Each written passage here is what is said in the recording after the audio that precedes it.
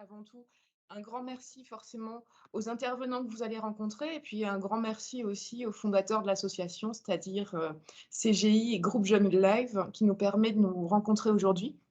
Donc l'objectif pour nous, c'est de on a déjà fait un premier webinaire sur l'accessibilité des formations.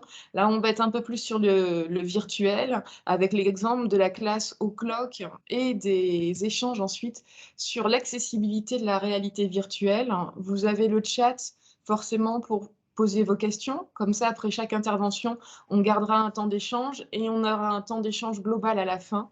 Et l'idée, quand on a demandé à ces adhérents d'intervenir aujourd'hui, c'est qu'ils puissent vous présenter leur expérience, les questions qui se posent et qu'ils puissent aussi vous présenter des conseils pratiques que tous les organismes de formation peuvent ensuite avoir à l'esprit quand eux-mêmes se lancent dans l'accessibilité de leur formation, de leurs outils, etc.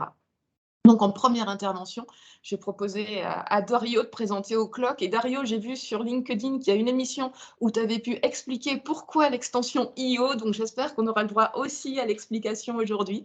Je te laisse 10 minutes tranquille et ensuite, on pourra, vous pourrez, vous aussi, les autres intervenants, poser des questions à Dario. Merci beaucoup Caroline. Alors peut-être que je ne donnerai pas le détail de l'explication du point IO, mais je donnerai des informations encore plus intéressantes que ça. Heu, rapide mise en situation, donc O'Clock existe depuis 5 ans. Nous sommes un organisme de formation qui forme aux métiers techniques du numérique, en particulier les métiers liés au développement, au code. Avec une particularité, c'est que toutes nos formations, sont accessibles à distance, et en particulier sur un format pédagogique que nous appelons téléprésentiel. Ça veut dire que ce sont des cours collectifs animés par des formateurs à des horaires, donc à temps plein aussi, et donc non pas des, formations enregistrées ou des MOOC ou simplement des vidéos, et c'est l'intégralité de toutes nos formations.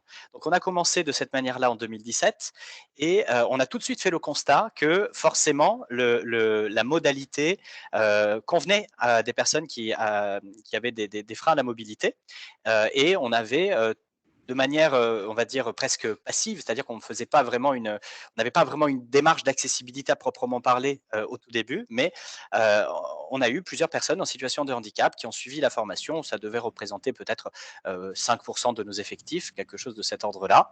À chaque fois, on en a profité pour bien comprendre les raisons et ce qui motivait donc le choix de formation pour ces publics. On a plusieurs témoignages sur notre blog parce que bon, là, quand on est allé à la rencontre de ces personnes, l'idée c'était aussi de faire partager ces expériences. Jusqu'en 2019 où on a décidé de, pour le coup, prendre une stratégie beaucoup plus active et proactive sur la question de l'accessibilité des formations. Et donc là, on a lancé une expérimentation, une formation expérimentale au métier d'intégrateur web, donc un métier proche de celui de développeur web, à destination de personnes en situation de handicap, en particulier des personnes sourdes ou malentendantes, et successivement, dans la même expérimentation, mais sur des sessions différentes, à destination de personnes aveugles ou malvoyantes. Et donc ça a été une expérimentation qui s'est on va dire, construite. Ça a pris beaucoup de temps entre 2019 et 2020 pour finalement démarrer début 2021. Et donc, c'était début février 2021 où nous avons accueilli une douzaine de personnes sourdes ou malentendantes au sein d'une formation qui se déroulait sur donc une solution de classe virtuelle que nous avions développée pour l'occasion de manière à maximiser l'accessibilité de cette formation. Je vais vous partager mon écran et si tout va bien, vous allez voir un court enregistrement donc de cette formation-là qui a eu lieu il y a un peu plus d'un an. Vous pouvez me faire signe si vous voyez bien ce qui s'affiche sur mon écran. Super, merci. Donc la première chose qui saute aux yeux, c'est que nous avions une interprète LSF dans la formation, qui était bien identifiée et visible juste à côté du formateur. Donc la place de gauche dans la vidéo, c'est le formateur, la place de droite, c'est l'interprète en langue des signes. Je vais mettre en pause pour commenter un petit peu ce qu'on voit rapidement. le propre de cette application de classe virtuelle, qui donc n'est pas Teams, n'est pas Zoom, c'est une solution que nous avons développée, c'est de beaucoup miser sur les interactions écrites. Parce qu'il ressortait de notre expérience et puis des échanges que nous avons pu avoir avec des personnes qui étaient plus expérimentées que nous sur l'accessibilité des formations, que le support écrit était un support plus accessible, ou enfin plus nativement accessible, ou alors plus facile à rendre accessible, on va dire. Donc, vous n'entendez pas ce qui se dit dans cette classe virtuelle, mais l'audio ne nous vient que du formateur, qui est traduit en temps réel par l'interprète, et les apprenants s'expriment de manière très importante, donc à l'écrit, dans le chat, qui est toujours visible, toujours à droite. Voilà. Selon les personnes, il y a également la possibilité de pouvoir prendre la parole, évidemment, mais c'est toujours une fonctionnalité qui est laissée à la validation du formateur, de manière à permettre comment dire, un fonctionnement structuré, des interventions structurées, et donc une traduction en temps réel par l'interprète de bonne qualité. Les interprètes, un mot sur les interprètes. Nous avions une équipe de 6 interprètes qui étaient mobilisés pour cette formation, avec des roulements, et donc une équipe de 3 interprètes pour chaque journée de formation. Donc, ce n'était pas la même composition de l'équipe de 3 pour chaque journée, mais ce qu'il faut savoir, c'est que les interprètes ne traduisaient que, je crois, 20 minutes. Alors, je dis que, mais pour elles, c'était beaucoup. 20 minutes d'affilée, et ensuite, elles passaient la main. Ce qui était important, c'était que l'interface, elle propose une adaptation en termes d'ergonomie, et donc la possibilité notamment de voir l'interprète en grand, y compris sur un deuxième écran, c'était quelque chose qui était beaucoup apprécié. Alors vous, comme là je suis en train de vous passer la vidéo par partage d'écran, vous le voyez de manière très saccadée, mais c'est important aussi de souligner que ces vidéos sont en très haute définition et avec un très fort taux de rafraîchissement, et techniquement, ça aide beaucoup que ce soit au niveau de la lecture labiale ou la LSF. Ce que je peux rajouter en conclusion, c'est que l'interface de cette classe virtuelle est très paramétrable. On la voit passer en mode nuit, on voit qu'on peut couper les sources de distraction aussi, à toutes les parties dynamiques. Et ici, on voit donc le travail que nous étions en train d'initier à ce moment-là pour rendre la classe virtuelle complètement utilisable au clavier, en prévision de la cohorte de publics aveugles ou malvoyants. Voilà, donc je vais pas beaucoup plus rentrer dans les détails, sinon je pense que je vais dépasser de mon temps de parole, mais je serais ravi de répondre à des questions s'il y en a. Et ce que je retiens de cette expérience, c'est que d'une, c'est absolument possible de former des personnes 100% à distance en situation de handicap. Alors, en situation de handicap, ça veut tout dire et rien dire, évidemment, parce qu'il y a beaucoup de situations très, très différentes. Je ne prétends pas avoir exploré euh, on va dire toute la variété des situations existantes. On a travaillé avec des personnes qui étaient à mobilité réduite, des personnes qui étaient sourdes ou malentendantes, aveugles, malvoyantes, avec des troubles neuroatypiques, des profils neuroatypiques, pardon. Il y a beaucoup de choses qui peuvent être adaptées, beaucoup de choses qui peuvent être faites, et ça se passe, à mon sens, à 3 niveaux. Il y a les 3 axes d'adaptation sont à 3 niveaux. Technique, j'ai parlé de la classe virtuelle, organisationnelle, donc la durée de la formation, le rythme de l'information, les rituels de la formation qui sont incarnés par les formateurs. Et le troisième, c'est pédagogique, et là je parle vraiment au contenu de formation qui doivent être rendus accessibles. Voilà. Et peut-être je m'arrête là pour laisser du temps de parole, et j'ai évidemment des idées, notamment de conseils à donner un peu plus concrets, mais on fera peut-être ça en deuxième partie.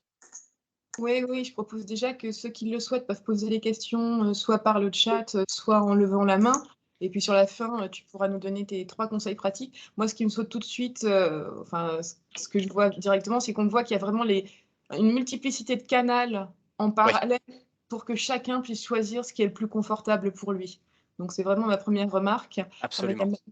Marie-Odile qui lève la main. Je te laisse intervenir. Peut-être en 30 secondes présenter ce que tu fais pour que, comme je n'ai pas fait une présentation globale, que les gens qui nous écoutent sachent qui tu es.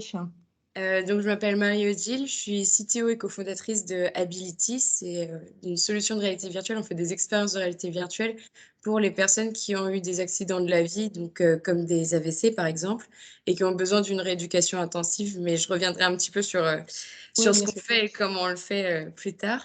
Et déjà, je voulais te féliciter parce que la solution, elle a l'air vraiment incroyable. Mais du coup, sur l'aspect technique, je me demandais si tu trouves qu'il y a déjà assez de solutions accessibles au niveau du web, parce que c'est quand même une techno qui existe depuis pas mal d'années et qui a été, je trouve, bien faite, enfin, qui a évolué dans le bon sens, on va dire. Est-ce que ça a été simple pour vous d'intégrer ça dans ta plateforme On a mis 2 ans à construire cette plateforme, donc ce n'était pas simple. Évidemment, voilà, les outils existent. Au-delà des outils, je trouve que ce qui est très utile d'un point de vue technique, ce sont toutes les normes qui existent et les bonnes pratiques qui sont maintenant assez bien connues. Ce qui a changé déjà entre 2019 et 2021, c'est le niveau d'accessibilité des solutions de classe virtuelle alternatives. C'est-à-dire que quand nous avons fait le constat en 2019 que les solutions n'étaient pas suffisamment accessibles, etc., la situation a changé pour le mieux. C'est-à-dire que même un Teams ou un Google Meet que nous avions benchmarké à l'époque était moins accessible qu'il ne l'était ensuite. Mais tant mieux. C'est-à-dire que c'est la diversité aussi des solutions qui contribuent à l'accessibilité au sens général. Et ensuite, ce que ta question m'évoquait, c'est le fait de, il n'y a pas, l'impression que j'ai, c'est qu'il n'y a pas une seule manière de faire de l'accessibilité technique et qu'il faut à chaque fois se reposer 1000 questions, sonder les utilisateurs en premier et faire beaucoup de sur-mesure.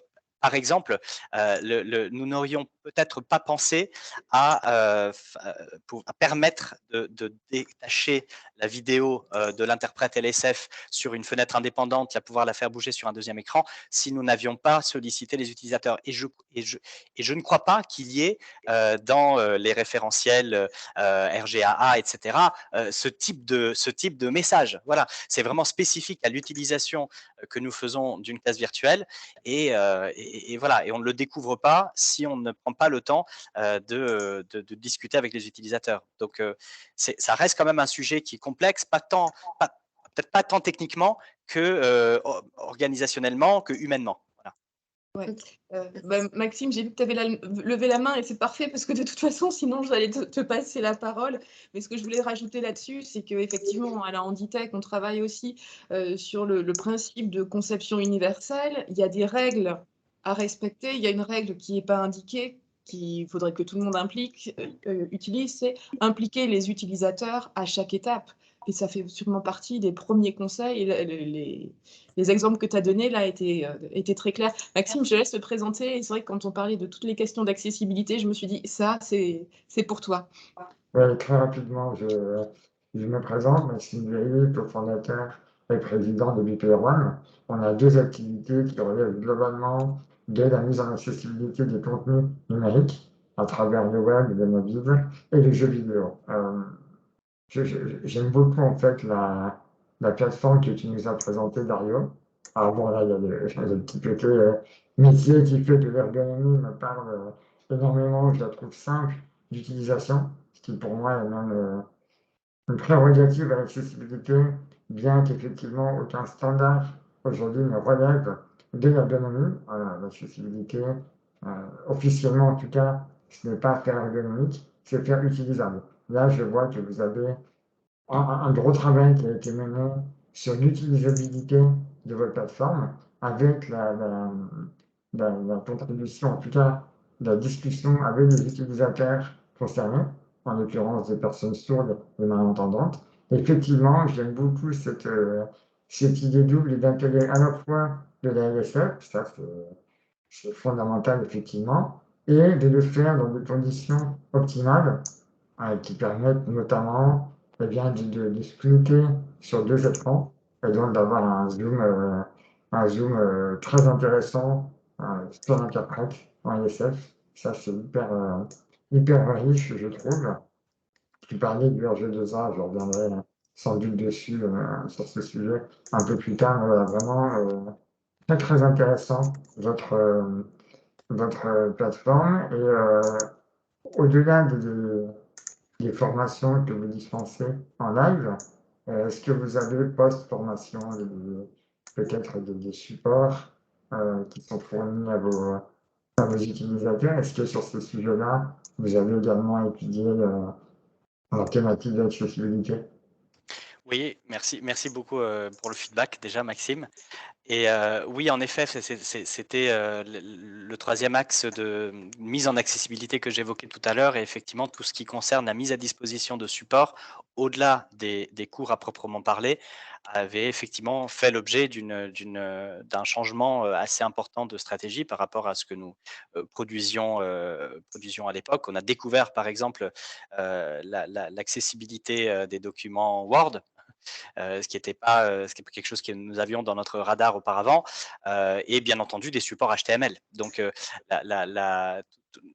finalement, c'est-à-dire que si je me rappelle bien, on avait décidé que, on va dire, les supports, enfin, les documents qui avaient plutôt une visée administrative avant l'entrée en formation allaient être mis à disposition, allaient être mis en accessibilité et travailler sous Word, alors que les supports pédagogiques, il fallait absolument que l'on reste sur des formats HTML, donc des pages web, hein, en mettant en place toutes les bonnes pratiques de l'accessibilité. Et bien entendu, que l'on évite partout, autant que possible, l'utilisation des images sans une alternative textuelle. Voilà, ce qui n'est absolument pas le cas sur nos supports historiques, où il y avait beaucoup de schémas, beaucoup de représentations qui n'avaient pas d'alternative textuelle. Donc ça nous a forcé à revoir énormément de choses, d'où le temps aussi que ça nous a pris de lancer cette formation expérimentale. Vous aviez au départ des compétences en accessibilité numérique ou pas du tout? Non, justement, et ça fait écho à un des conseils que je voulais donner. C'est-à-dire, heureusement, on était conscient du fait que nous n'étions pas des professionnels de l'accessibilité, et on a tout de suite eu le réflexe de nous faire accompagner là-dessus. Et je pense que ça a été salvateur, parce qu'on n'aurait jamais découvert tout ce que nous avons découvert tout seul. Et donc, voilà. Aujourd'hui, on a beaucoup progressé, on a beaucoup évolué. Je ne dirais toujours pas par humilité que nous sommes des experts absolus en matière d'accessibilité, mais c'est clair qu'il a fallu faire monter en compétence nos équipes techniques, nos équipes pédagogiques et même nos équipes administratives sur tous ces sujets. Super. Merci beaucoup. C'est une jolie. On arrive sur la conclusion justement sur les deux ou trois conseils que tu aurais à donner. Tu as eu le temps d'y réfléchir ou tu veux voir ça plus? Alors, il y en a un que j'ai déjà spoilé, évidemment, donc c'est le fait de se faire accompagner par des experts d'accessibilité. Alors voilà, je ne vais pas faire de nom, mais j'ai évidemment des contacts que je peux partager si on me pose la question en privé. Il y a Maxime, déjà, qu'on représentera tout à l'heure. Voilà, parfait. Et le deuxième conseil auquel je pensais, oui, pardon, ça y est, ça me revient, c'était ne pas sous-estimer on va dire l'impact. En gros, dès qu'on parle de formation adaptée, ça peut prendre des formes différentes selon les publics qu'on a intégrés, on va dire, dans les cibles et donc pour qui on a prévu des adaptations. Je pense que c'est assez illusoire de se dire que on a pensé à tous les publics. Ça, c'était peut-être un écueil sur lequel nous étions au tout début, c'est-à-dire qu'on visait une forme d'accessibilité universelle. En réalité, on a vite changé de fusil d'épaule et on est allé sur de l'accessibilité ciblée.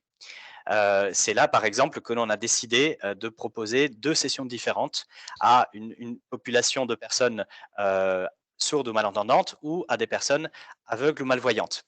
Les besoins et les adaptations que nous pouvions proposer étaient assez incompatibles, auraient dégradé la qualité de la formation finalement pour les 2 cibles. Donc pour maintenir un niveau de qualité